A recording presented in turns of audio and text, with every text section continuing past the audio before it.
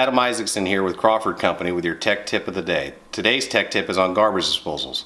Garbage disposals is a good, convenient way for homeowners to get rid of that little extra debris of food waste on their plate. Typical problem with a garbage disposal is that they'll get jammed up. That could be a seed, a bottle cap, a toy, a fork, anything can get in there and jam it up. It'll do one of two things when that happens.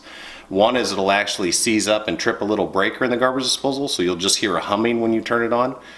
Two, you'll hear something knocking around in there. So there's a quick and easy way to fix that.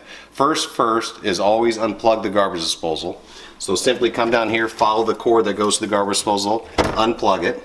That way nobody can get hurt. Two is that there's a little wrench. It's called a garbage disposal wrench or unjamming wrench. Usually that's located literally stuck to the bottom of your garbage disposal. There's a little fitting in the bottom. This simply goes in. You twist it back and forth and go around a couple times. That'll unfree and unjam whatever's stuck in there. There's also a red reset button. If you look right on the bottom, you'll push that. It's like a circuit breaker. It trips when it jams up. You push that button, plug it back in, and turn it on. If it's still making a little bit of noise like something in there, go back, unplug it, repeat that process.